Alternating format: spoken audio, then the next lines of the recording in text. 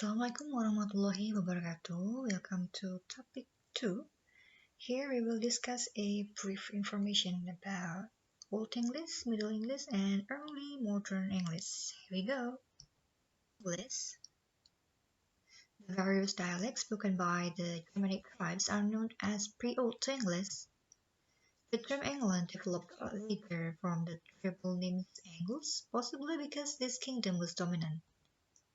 The term Anglo-Saxon refers to the West Germanic tribes generally, and Old English was not entirely uniform, and four main dialects were predominant: Northumbrian, Mercian, West Saxon, and Cantus. Nearly all of Old English literature is preserved in the West Saxon dialect. For English, this is the period in history of English. Old English 449 to 1066, Middle English 1100s to 1500s, Modern English 1500s and on.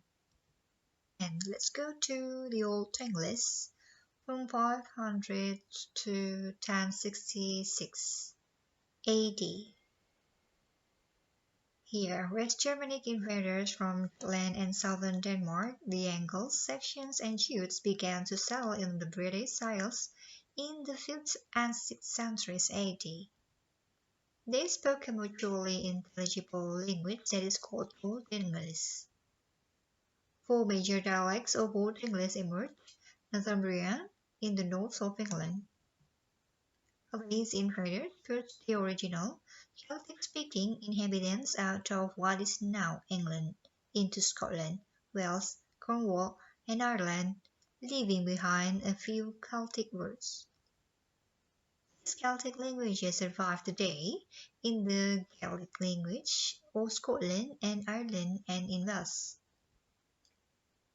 Cornish, unfortunately, is, in linguistic terms, now a dead language. Now let's take a look at the influence of the Old English. The majority of words in modern English come from foreign, not Old English roots. Only about 1/6 of the known Old English words have descendants surviving today. But this is deceptive. Old English is much more important than these statistics would indicate. About half of the most commonly used words in modern English have Old English roots. Words like be, water, and strong, for example, were derived from Old English roots. Then you still remember about Beowulf. This is the brief explanation about Beowulf. Old English, whose best known surviving example is the poem Beowulf, lasted until about 1100s, just after the most important event in the development and history of the English language, the Norman conquest in 1066. Then this is time for the Middle English. The Anglo-Norman period, this is in 1066 to 1350 AD. The Norman conquest of Britain took place on October 14th, 1066, or the Battle of Hastings. 1066 also marks the end of Old English and the beginning of Middle English. Language in Britain, majority of the population spoke Old English, but the clergy and the rulers spoke French. France, what about the French influence on the English language and literature? This is it. Heavy consonants of Anglo-Saxon was changed to softer French. English begins to become standardized. Lines of communication are opened throughout the country. Alliteration and chasseur are replaced with rime and meter, lembic, pentameter, and rhymed couplet. French culture influenced Anglo-Saxon mindset or Arthurian legend and courtly love. Feudalism is introduced to England. Strong influence of the church. What about Chaucer's time? This is it. English Society was evolving from medievalism to modernism. Age of skepticism and satire, faith and authority were losing hold on the people. The Black Plague struck 3 times in the 14th century.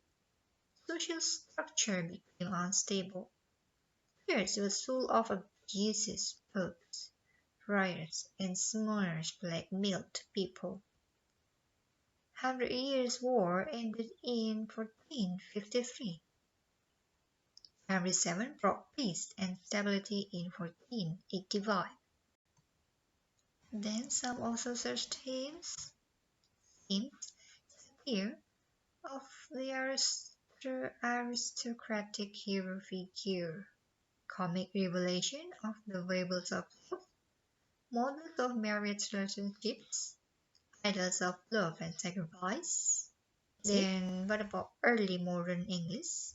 After English, we will find early modern English. It is in 1500s to 1800s. The Renaissance brought the revival of classical scholarships and brought many classical Latin and Greek words into the language. These borrowings were deliberate and many promote the adoption of these in foreign terms. Many survive to this day. What about Shakespeare? Shakespeare wrote in modern English. Elizabethan English was much more in common with our language today than it does with the language of Chaucer's. Many familiar words and phrases were coined or first recorded by Shakespeare. Some 2,000 words and countless idioms are his. Newcomers to Shakespeare are often shocked at the number of cliches contained in his plays until they realize that he coined them and they became cliches afterwards. One fell swoop, vanish into thin air, and flesh and blood are all Shakespeare's. Words he bequeathed to the language include critical, leapfrog, majestic, dwindle, and pedant. So that's all the brief information about before English, Old English, Middle English, and early modern English. I'm so sorry if maybe this explanation is too fast, so feel free to ask me anytime. Thank you. Wassalamualaikum warahmatullahi wabarakatuh.